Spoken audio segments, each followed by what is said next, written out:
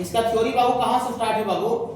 Position of a point relative to a line, मतलब किसी point का स्थान, पोजीशन किसी लाइन के रिस्पेक्ट में।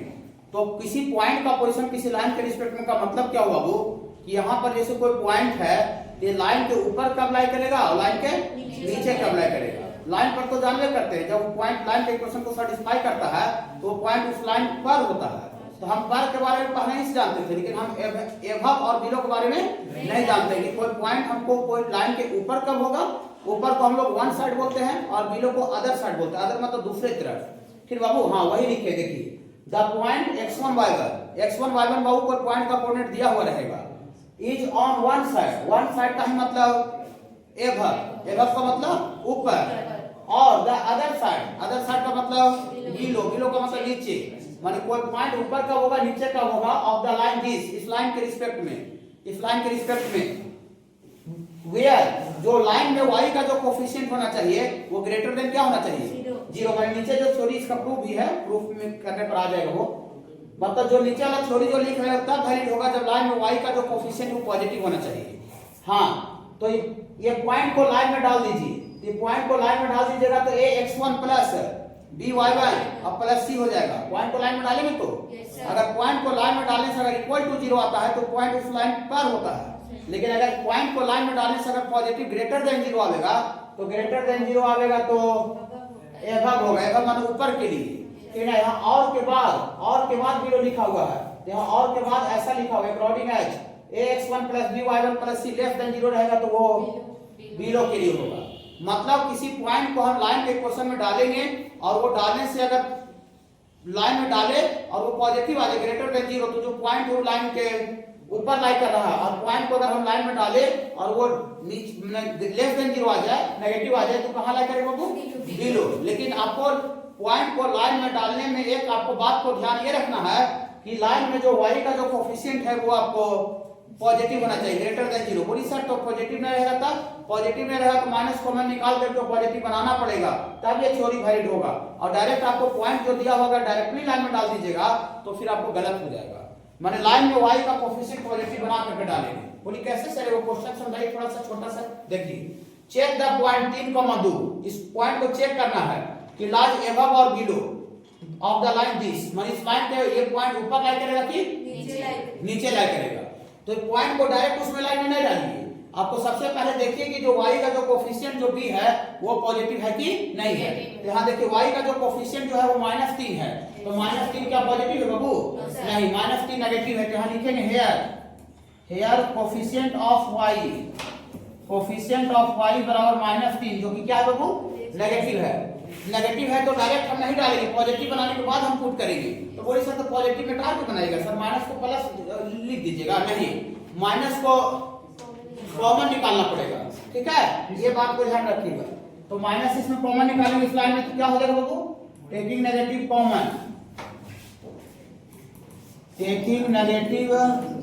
कॉमन, तो यहाँ से माइनस कॉमन निकाल लेंगे तो ये -2x हो जाएगा और +3y हो जाएगा और -2 बराबर 0 हो जाएगा बाबू। और माइनस जो कॉमन निकलेगा उधर जाएगा 0/-1 0 हो जाएगा। यहाँ से आपको आ जाएगा -2x प्लस 3y -2 बराबर 0, ऐसा आ जाएगा।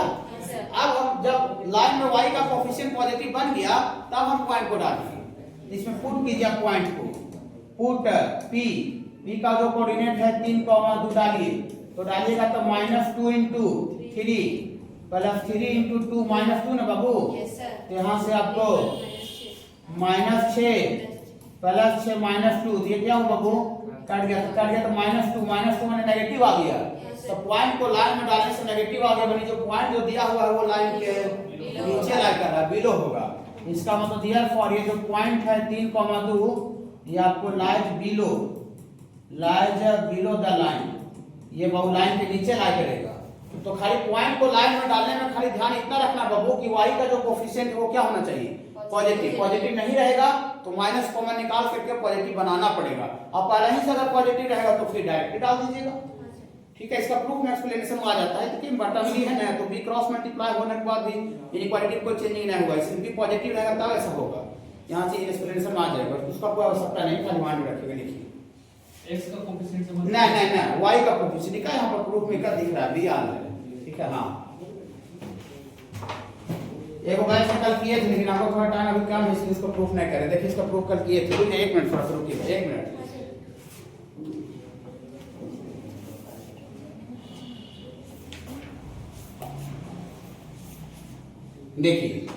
देखिए यहाँ से शॉर्ट बताते हैं, यहाँ से परपेंडिकुलर ड्रॉ किए थे, तो यहाँ x का कोऑर्डिनेट, यहाँ x कोऑर्डिनेट सेम रहा है, खाली y का कोऑर्डिनेट बदल के y डैश।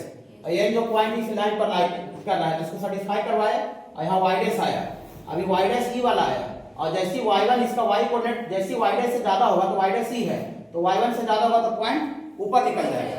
यहाँ लिखा है इफ पॉइंट इतना एबव, तो y1 का वैल्यू बड़ा होगा y डैश से, y डैश का वैल्यू यहाँ निकाले, और y डैश में निकाले। देखिए बटा में b था, इसको क्रॉस मल्टीप्लाई कर रहे हैं, और क्रॉस मल्टीप्लाई किए तो by1, और क्रॉस मल्टीप्लाई करने के बाद भी इक्वालिटी का साइन उधर ही रहने दिए, तो उधर ही रहने दिए, तो ऐसा तभी घटना घटेगा कि जो क्रॉस मल्टीप्लाई हो रहा है वो पॉजिटिव होगा। नेगेटिव नंबर रहता है तो इनइक्वालिटी का साइन चेंज कर जाता है, इसीलिए भी पॉजिटिव का बात हो रहा है, ठीक है। तो b y1 और ये वाला अपनी उधर चल गया तो ग्रेटर देन 0 आ गया, इसी को ax1 + by1 + c। तो यहाँ देखिए b क्या आ रहा है बाबू, ग्रेटर देन 0। अगर नेगेटिव रहता तो मुंह को उलट जाता, अब मुंह नहीं उल्टे हैं, तो मुंह नहीं उल्टा है तब नहीं उल्टा होगा तो b क्या रहा होगा, पॉजिटिव। शॉर्टली है बाकी वहां ठीक है बाबू, टाइम थोड़ा कम था इसलिए आपका वो वाला नहीं किए, उसका जरूरत भी नहीं है, ठीक है। लेकिन बच्चा थोड़ा कंफ्यूजन होता है कि पॉइंट बी कैसे काहे ले लिए पॉजिटिव।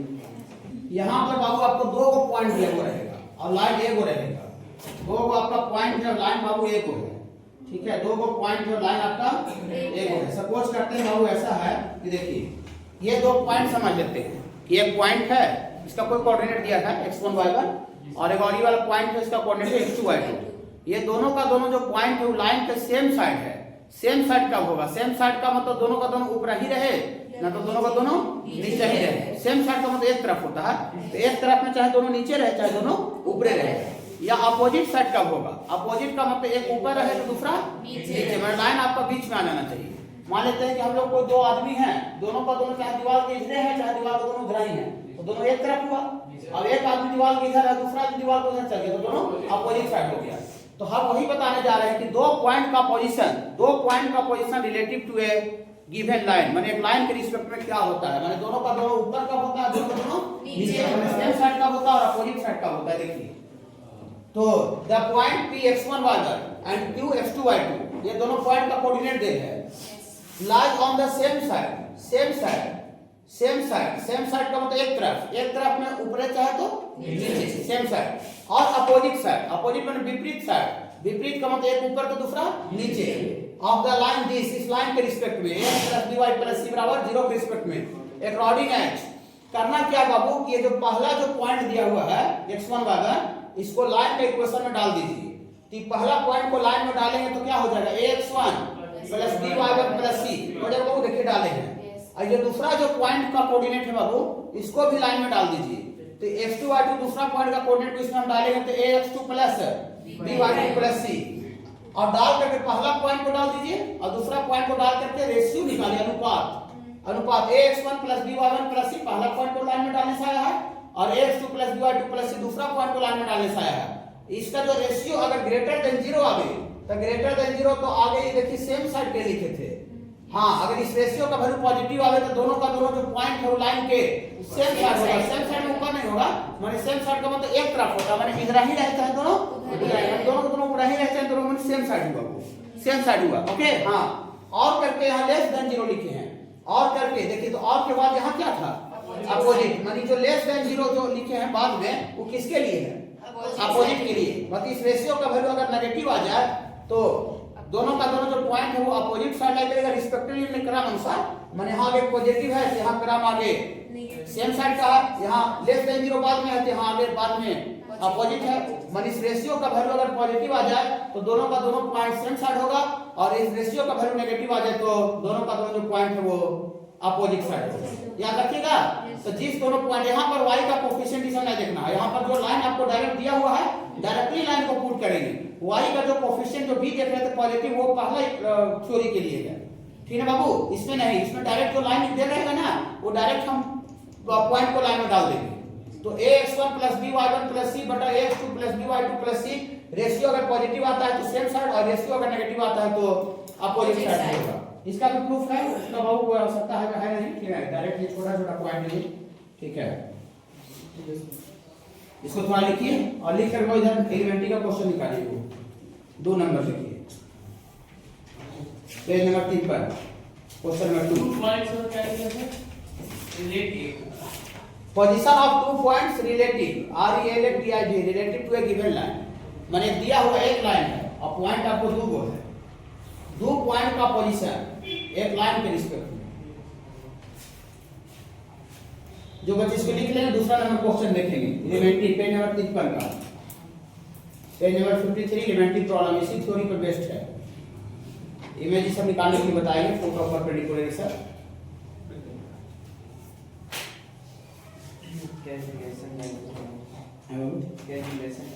हाँ, इसमें बाबू 2 पॉइंट दे रहा है, थीटा 0 से पाई तक दे रहा है और कह रहा है कि दोनों का दोनों पॉइंट इस लाइन के सेम साइड लाई कर रहा है, सेम साइड में एक देने हैं, तो प्रूफ करना है कि 0 से लेकर पाई तक तो क्वेश्चन में नहीं दिया था, लेकिन 0 से पाई सेकंड क्वाड्रेंट में आता है, लेकिन जब सेम साइड होगा तो सेकंड क्वाड्रेंट में होगा, थीटा फर्स्ट क्वाड्रेंट में होगा। ऐसा आपको उसको दिखाना है, शो करना है, इसी थ्योरी पर है।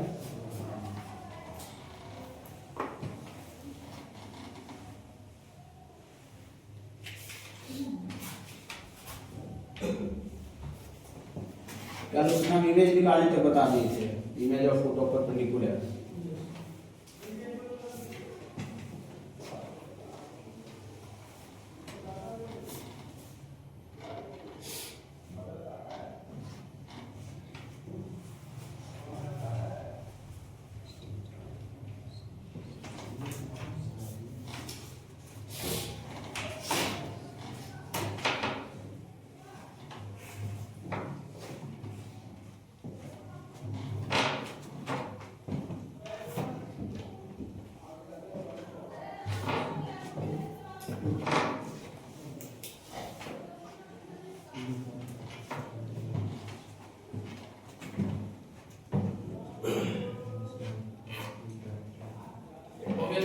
हो गया। एलिमेंट्री का दूसरा नंबर क्वेश्चन देखिए, पेज नंबर 3 पर 53। यही होमवर्क आज तो हो नहीं पाएगा, इसमें आप 2 नंबर वाला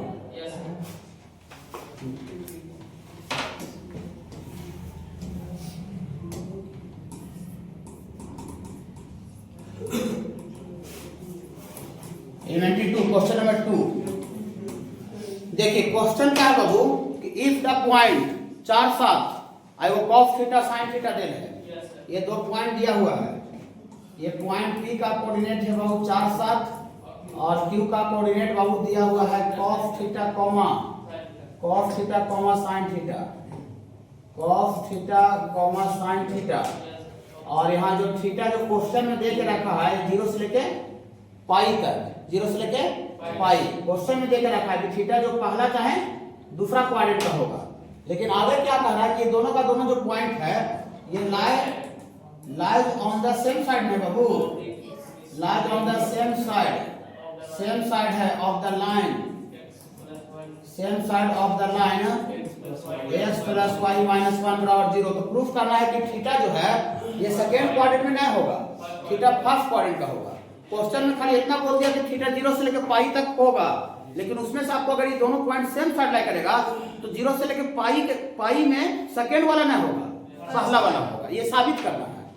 ठीक है बाबू, देखिए ये दोनों का दोनों पॉइंट इस लाइन के सेम साइड लाई कर रहा है, तो अभी थ्योरी बता रहे थे कि 2 पॉइंट अगर लाइन के सेम साइड लाई करता है तो दोनों पॉइंट को लाइन में डाल करके जो अनुपात निकालते हैं रेशियो, उसका रेशियो ग्रेटर देन 0 होता है, मुझे पता है, और अपोजिट साइड लाई करता है तो लेस देन 0 तोड़ने का काम है। ठीक बाबू, देखिए तो सेम साइड लाई कर ही रहा है, तो देयरफॉर पहला पॉइंट जो है इसको लाइन में डालिए 4 + 7 - 1 बटा दूसरा पॉइंट को लाइन में डालिए cos थीटा + sin थीटा -1, और ये रेशियो ग्रेटर देन क्या होना चाहिए बाबू 0। कहा ऐसे कर दिए ग्रेटर देन 0, समझ में आया, क्योंकि यहाँ क्वेश्चन में चेक चाक नहीं करना है, क्वेश्चन में देख रखा है कि दोनों जो पॉइंट सब लाइन के सेम साइड लाई कर रहा है, सेम साइड का मतलब एक तरफ होता है, ओके, अपोजिट साइड लाई करता किसी को लेस देन 0 कर देते, कोई दिक्कत बाबू नहीं।